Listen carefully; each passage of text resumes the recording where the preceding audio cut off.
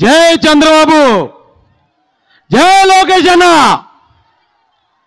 అయితే ఇక్కడ అక్కచెల్లెలు ఎదురుగా కూర్చున్నారండి. వాళ్ళని చిన్న ప్రశ్న అడుగుదాం అనుకుంటున్నాను నేను.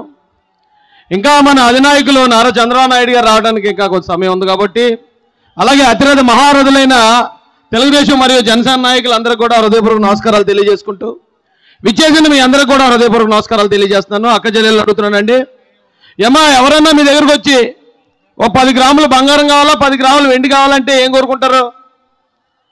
బంగారం కోరుకుంటారు కదా. అదే 10 గ్రాములు బంగారం కావాలా, 10 గ్రాములు ఇత్తడి కావాలంటే బంగారం కోరుకుంటారు. మీ పిల్లలు ఇంటర్మీడియట్ మరియు ఎంసెట్ చదువుతూ సబ్జెక్ట్స్ లో కన్ఫ్యూజ్ అవుతున్నారా? కాన్ఫిడెన్స్ లెవెల్ తక్కువగా ఉందా? రిపీటెడ్ మిస్టేక్స్ చేస్తున్నారా? అయితే మీకోసమే ఉంది రైజ్ యాప్.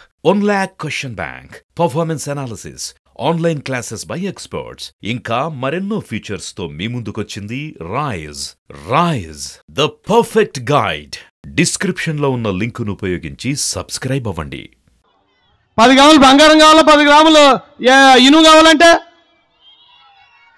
ఇప్పుడు బాగానే చెప్తున్నారు. కానీ 2019లో ఆ ఎత్తడే లేకపోతే ఆ సత్తు ఏదైతే ఉందో దాన్నే కోరుకున్నాం మనం. కోరుకున్నాం, ఓకే. అయితే ఏంటి బంగారం ఏంటి, సత్తు ఏంటి అని మీరు అడగొచ్చు. ఇప్పుడు నేను కొన్ని విషయాలు చెప్తానండి నారా చంద్రబాబు నాయుడు గారి గురించి. ఇప్పుడు బంగారానికి సత్తుకి ఎలాగైతే రెండు కంపేర్ చేయలేమో, బంగారం కావాలా సత్తు కావాలంటే కనీసం 10 మంది కూడా ఇనుము కావాలని కోరుకోరు. 100 మంది బంగారం కావాలంటారు. కానీ ఇప్పుడు వచ్చేటప్పుడు పరిస్థితి సగం మంది అటు సగం మంది ఇటు ఉన్నట్టు కనపడుతున్నారు.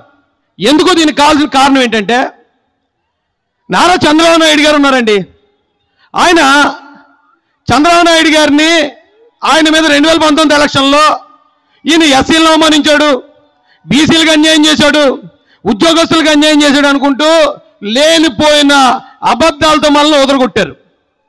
వదలగొట్టి తీరా ఈ జగన్మోహన్ రెడ్డి అధికారంలోకి వచ్చిన తర్వాత ఆయన చేసింది ఏంటయ్యా అంటే, చంద్రబాబు నాయుడు గారు ఎస్సీలకి 4 లక్షల మందికి ఎస్సీ కార్పొరేషన్ రుణాలు ఇచ్చారు.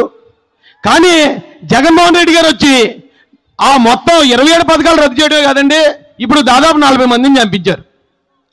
ఇక బీసీల విషయం చూసుకుంటే బీసీ కార్పొరేషన్లు ఉండేవి, వాటిని జగన్మోహన్ రెడ్డి వచ్చాక నాశనం చేశాడు. అంటే ఇక్కడ బంగారాన్ని వదిలి మనం సత్తు అనే జగన్మోహన్ రెడ్డిని, నేను ఒకటే చెప్తాను, బంగారం అంటే నారా చంద్రబాబు నాయుడు గారు, ఆ సత్తు అంటే ఈ చెత్త. ఈ చెత్తను మనం ఎందుకు ఎన్నుకున్నాం అంటే, కేవలం దాని మీద రోల్డ్ గోల్డ్ పూత పూసి మనకు అమ్మేశారు. మీరు చాలా జాగ్రత్తగా గమనించండి. ఇప్పుడు ధైర్యవంతులు పులివెందుల పులి అని ప్రచారం జరుగుతుందండి. ఈ పులివెందుల పులి చంద్రబాబు నాయుడు గారిని అమాయకులుగా పిరుకోలుగా చిత్రీకరించడానికి ట్రై చేస్తున్నారు. నారా చంద్రబాబు నాయుడు గారి మీద అలిపిరిలో బాంబు దాడి జరిగింది. బాంబు దాడి జరిగితే ప్రాణం త్రుటిలో ప్రాణాపాయం తప్పించుకున్నాడు ఆయన. అయినా కూడా ఈ రోజుకి జనంలో తిరిగే చంద్రబాబు నాయుడు గారి ధైర్యవంతుడా? ఎక్కడో చిన్న ముళ్ళుగుచ్చుకుందని హైదరాబాద్ పారిపోయి అక్కడ మంచం మీద బెడ్డెక్కేసిన జగన్మోహన్ రెడ్డి ధైర్యవంతుడు మీరు చెప్పాలి నాకు. ఈ చంద్రబాబు నాయుడు గారిని ఆయన మీద లేనిపోయిన ఆరోపణలు స్టార్టింగ్ నుంచి చేసేటు ఈ రోజుకి ఆయన్ని 53 రోజులు జైల్లో పెట్టినా, భార్యను అవమానించినా, వాళ్ళ కుటుంబ సభ్యులను అవమానిస్తున్నా, ఇప్పటికి ఇంకా చూశారు కదా కేజీఎఫ్లో రాకీ బాయ్ వచ్చినట్టు వచ్చాడు హెలికాప్టర్ మీద. మీరు అందరూ చూస్తూనే ఉన్నారు కదా. కేజీఎఫ్ రాకీ బాయ్లో ఇప్పటికి ఇంకా ఎంటర్ అవుతూ ప్రతి మీటింగ్లోనూ ఇదిగా నేనున్నాను ఈ జాతికి, నేనున్నాను ఈ రాష్ట్రానికి అనుకుంటూ మనందరికీ ధైర్యం చెప్తూ తిరిగే ఈ చంద్రబాబు నాయుడు గారి ధైర్యవంతుడా? లేకపోతే బయటికి రావాలంటే పరదాలు కట్టాలి, చెట్లన్నీ నరికేయాలి. ఎందుకంటే చెట్ల మీదకి ఎక్కి అల్లూరు సీతారామరాజు గారి టైంలో బాణాలు వేసి చంపేస్తారటండి చెట్లుంటేని. ఆ చెట్ల మీదకి ఎక్కేసి బాణాలు వేసేస్తారంట. కానీ చెట్లు నరికించేసి ఈ పరదాలు కట్టుకుని పోలీసు వారిని అడ్డు పెట్టుకుని బయటికి రావడానికి భయపడే జగన్మోహన్ రెడ్డి ఎక్కడ? నువ్వు చంపుతావని తెలిసినా, నువ్వు అవమానిస్తావని తెలిసినా, నువ్వు జైల్లో పెట్టినా, నువ్వు కుటుంబాన్ని అంతా కూడా అవమానించినా, ఇప్పటికి ఇంకా కేజీఎఫ్ రాకీ బాయ్లో తిరుగుతున్న చంద్రబాబు నాయుడు గారు ఎక్కడని అడుగుతున్నాను నేను. చంద్రబాబు గారి నాయకత్వం, నారా చంద్రబాబు గారి నాయకత్వం ఈ రాష్ట్రానికి ఉద్యోగులకి, ఎస్సీలకి, ఎస్టీలకి, బీసీలకి కొన్ని లక్షల ఉద్యోగులు ఇచ్చిన నారా చంద్రబాబు నాయుడు గారు ఎక్కడ? 5,000 రూపాయలు ఉద్యోగం ఇచ్చి దాన్ని 100 సార్లు పబ్లిక్ వ్యూ చేసుకునే నువ్వెక్కడ అని ఆ జగన్ రెడ్డి గారిని ఈ స్టేజ్ నుంచి మేము ప్రశ్నించడం జరుగుతుంది. చాలా జాగ్రత్తగా గమనించండి. ఇప్పుడు 2019లో ఆ సత్తు మీద బంగారు పోత పూసేస్తే మనం మోసపోయి ఓట్లేసి గెలిపించాం.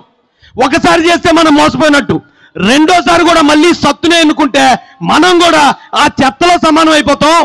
బంగారం లాంటి నారా చంద్రబాబు నాయుడు గారిని గెలిపించుకుంటే మన కుటుంబాల్లో మన భావితరాల భవిష్యత్తుని ఆయన బంగారం చేస్తాడని నేను మీ అందరికీ కూడా తెలియజేసుకుంటూ, విచ్చేసిన మీ అందరికీ అవకాశం ఇచ్చిన అధ్యక్షులు జ్యోతుల నవీన్ గారికి హృదయపూర్వక ధన్యవాదాలు తెలియజేసుకుంటూ, ఒక్కసారి చెప్పండి మా చంద్రబాబు నాయుడు గారి నాయకత్వం, లోకేష్ గారి నాయకత్వం, అచ్చెన్నాయుడు గారి నాయకత్వం, యనమల గారి నాయకత్వం, జ్యోతుల నవీన్ గారి నాయకత్వం.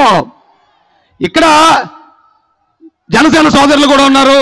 ఈ రోజున పవన్ కళ్యాణ్ గారు కరెక్ట్ టైంలో విలన్లందరూ ఏకమైపోతున్నప్పుడు హీరో ఎంట్రీ ఇచ్చినట్టు ఆయన సినిమాలోనే అలాగే ఎంట్రీ ఇస్తాడు, ఈ పబ్లిక్ లో రాజకీయాల్లో కూడా అలాగే ఎంట్రీ ఇచ్చి ఈ రాష్ట్రాన్ని కాపాడడానికి ముందుకొచ్చిన పవన్ కళ్యాణ్ గారికి జనసేన శ్రేణులకు కూడా శిరస్సు వంచి పాదాభివందనం తెలియజేస్తూ నేను ముగిస్తానండి. జై చంద్రబాబు.